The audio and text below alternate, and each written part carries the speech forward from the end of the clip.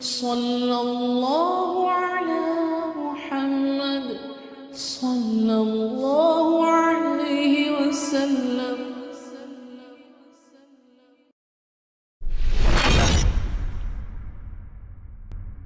بسم اللہ الرحمن الرحیم۔ منت کو پورا کرو۔ خواب میں ان کو حکم دیا گیا، لیکن ایک طویل عرصہ گزرنے کے باعث وہ اپنی منت کو بالکل بھول چکے تھے۔ انہوں نے منت پوری کرنے کے لیے ایک مینڈھا ذبح کر کے غریبوں کو کھلا دیا، لیکن دوبارہ خواب میں یہی کہا گیا کہ منت پوری کرو۔ اس بار انہوں نے ایک بیل ذبح کر دیا، لیکن ایک بار پھر ان سے یہی کہا گیا کہ منت پوری کرو اور اس سے بھی بڑی چیز پیش کرو۔ انہوں نے اونٹ ذبح کر کے کھلا دیا، لیکن ایک مرتبہ پھر خواب میں کہا گیا کہ اس سے بھی بڑی چیز قربان کرو۔ اس بار انہوں نے نہ سمجھتے ہوئے پوچھ ہی لیا کہ آخر وہ بڑی چیز کیا ہے، تو پھر انہیں بتایا گیا کہ اپنے بیٹوں میں سے کسی کو ذبح کرو جس کی تم نے منت مانی تھی۔ اب انہیں اپنی منت یاد آ چکی تھی اور منت پورا کرنے کے لیے پریشان ہو گئے، اور اپنی منت کا تمام بیٹوں سے تذکرہ کیا، لیکن کون خود کو ذبح کرواتا؟ سب بیٹوں نے انکار کر دیا۔ عبد المطلب منت پوری کرنے کے در پہ تھے اور اسی سوچ میں مستغرق تھے کہ اسی دوران عبد المطلب کے سب سے چھوٹے، سب سے خوبصورت، پاک باز، حسین و جمیل، چاند سے بیٹے اور ہمارے نبی صلی اللہ علیہ وآلہ وسلم کے والد مکرم حضرت عبداللہ نے اپنے والد کی پکار پر لبیک کہا اور بول اٹھے، ابا جان، اپنی منت پوری کرنے کی غرض سے مجھے ذبح کر دیں۔ حضرت عبداللہ عبد المطلب کے سب سے لاڈلے اور چہیتے فرزند ارجمند تھے۔ عبد المطلب نے فیصلے کی غرض سے تمام بیٹوں کے نام قرعہ ڈالا، لیکن ہر مرتبہ حضرت عبداللہ کا نام ہی نکلتا۔ بالآخر عبد المطلب نے منت کو پورا کرنے کے لیے اپنی چھری کی دھاری تیز کر لی اور اپنے لاڈلے بیٹے کو ذبح کرنے کے لیے زمین پر لٹا لیا۔ جو ہی باپ نے بیٹے کو زمین پر لٹایا تو ان کے بھائی عباس اپنے جذبات کو قابو میں نہ رکھ سکے، ان سے بالکل بھی ضبط نہ ہو سکا، اپنے بھائی کو والد سے چھین لیا۔ باپ اور بیٹے کے درمیان کھینچا تانی جاری تھی کہ اسی جد و جہد میں حضرت عبداللہ کے چہرے پر خراشیں آ گئیں، جن کے نشانات مرتے دم تک باقی رہے۔ دوران کھینچا تانی ایک قبیلہ بنو مخزوم کے لوگ بھی آ گئے۔ انہوں نے کہا، اے عبد المطلب، اس طرح اپنے بیٹے کو ذبح نہ کریں، اس کی ماں کی زندگی ویران ہو جائے گی اور اس کے بہن بھائی غم برداشت نہیں کر پائیں گے۔ آپ متبادل طریقہ اختیار کریں اور اپنے بیٹے کا فدیہ دے دیں۔ اس وقت تک جان کا بدلہ 10 اونٹ تھا، لہٰذا فدیے کے لیے یہ ترتیب بنائی گئی کہ ایک کاغذ پر 10 اونٹ اور دوسرے کاغذ پر حضرت عبداللہ کا نام لکھ کر قرعے کی پرچی ڈالی گئی، تو حضرت عبداللہ کے نام کی پرچی نکلی۔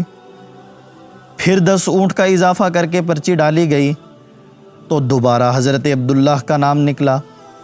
اسی طرح ہر مرتبہ 10 اونٹوں کا اضافہ کیا جاتا رہا اور حضرت عبداللہ کا نام نکلتا رہا۔ اس طرح اضافہ کرتے کرتے 100 اونٹ تک بات پہنچ گئی۔ اس مرتبہ جب پرچی ڈالی گئی تو حضرت عبداللہ کے نام کی بجائے 100 اونٹوں والی پرچی نکل آئی، جسے دیکھ کر عبد المطلب اور تمام حاضرین نے فرط جذبات سے اللہ اکبر کا نعرہ بلند کیا۔ بہنوں کی خوشی دیدنی تھی، وہ اپنے بھائی کو انتہائی محبت و مسرت کے عالم میں واپس گھر اٹھا لائیں۔ ادھر عبد المطلب اللہ کی بارگاہ میں 100 اونٹ ایک جان کے بدلے قربان کر دیے، اور اب ان کو اطمینان بھی ہو گیا کہ اللہ نے عبداللہ کے بدلے 100 اونٹوں کی قربانی منظور کر لی ہے۔ اس طرح عرب میں یہ قانون بن گیا کہ ایک جان کے بدلے 100 اونٹوں کا فدیہ دینا طے پا گیا۔ فدیے سے فارغ ہونے کے بعد عبد المطلب کو حضرت عبداللہ کی شادی کی فکر دامنگیر ہوئی۔ اسی سلسلے میں وہ ایک سفر پر تھے کہ اچانک ایک خاتون کی آواز آئی، اے عبداللہ، اگر تم مجھ سے شادی بسا لو تو میں تمہیں اتنے ہی اونٹ دوں گی جتنے تمہاری جان کے بدلے میں ذبح کیے گئے۔ یہ قریش کے ایک بڑے یہودی عالم ورقہ بن نوفل کی بہن فاطمہ بنت مر کے حضرت عبداللہ کو اس وقت کہے گئے الفاظ تھے جب وہ اپنے والد کے ساتھ شادی کی غرض سے جا رہے تھے۔ ورقہ بن نوفل کی بہن تورات و انجیل سے بخوبی واقف تھی اور اس نے سن رکھا تھا کہ آخری نبی کا ظہور ہونے والا ہے، اور اس کی نشانیوں میں سے ایک نشانی یہ ہوگی کہ اس کے والد کے چہرے میں نبوت کا نور چمکتا ہوگا۔ حضرت عبداللہ کے چہرے میں نور دیکھ کر وہ فوراً پہچان گئی اور اپنے آپ پر قابو نہ رکھ سکی اور شادی کا پیغام دے ڈالا تاکہ یہ خوشبختی اور رحمت اس کے دامن میں آ پڑے۔ حضرت عبداللہ نے جواب دیا، میرے والد قوم کے سردار اور باعزت آدمی ہیں، میں ان کی مرضی کے خلاف ہرگز کچھ نہیں کر سکتا، اور وہاں سے روانہ ہو گئے۔ منزل مقصود پر پہنچ کر قریش کی عورتوں میں شرافت نسبی میں ممتاز قبیلے بنو زہرہ اور مقام کے اعتبار سے افضل و اعلیٰ خاتون حضرت آمنہ سے حضرت عبداللہ کی 18 سال کی عمر میں شادی طے پا گئی۔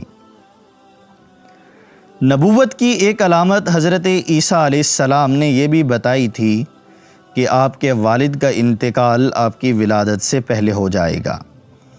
رسول اللہ صلی اللہ علیہ وسلم کی ولادت سے چند ماہ قبل تجارتی قافلے کے ساتھ ملک شام کی جانب حضرت عبداللہ روانہ ہوئے، اور واپسی پر دوران سفر حضرت عبداللہ اس قدر بیمار ہو گئے اور اتنے کمزور ہو گئے کہ قافلے والوں نے انہیں مدینہ منورہ ان کے ننھیال بنو نجار کے ہاں چھوڑ دیا، جہاں حضرت عبداللہ 1 ماہ بیماری میں گزار کر انتقال کر گئے اور آپ کو یہیں دفن کر دیا گیا۔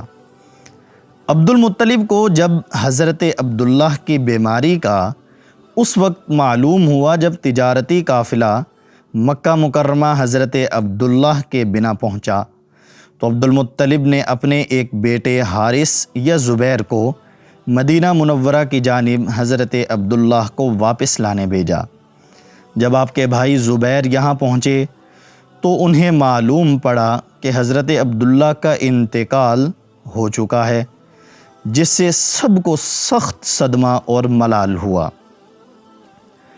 دوسری جانب آپ صلی اللہ علیہ وسلم کی پیدائش سے 50 یا 55 دن قبل یمن کا عیسائی حاکم ابرہہ اپنے جدید لاؤ لشکر اور ہاتھیوں کے ساتھ تیار کر کے شدید غصے میں بدحواس ہو کر نعوذ باللہ کعبہ کو گرانے کی نیت سے مکہ کی جانب نکل کھڑا ہوا، اور غصے میں پاگل ہو کر اس نے قسم کھائی کہ میں خانہ کعبہ کو منہدم اور مسمار کر دوں گا، مزاحمت کرنے والوں کو تہس نہس کر کے سانس لوں گا۔ اسی ارادے سے اس نے مکہ کے قرب و جوار میں پہنچ کر اپنے فوجیوں کو حکم دیا، مکہ والوں کے تمام جانور پکڑ لیے جائیں۔ مکہ والوں کے جانور قبضے میں لے لیے گئے اور مکہ کے باسیوں نے ڈر کر پہاڑوں پر پناہ لے لی۔ صلی اللہ علی محمد صلی اللہ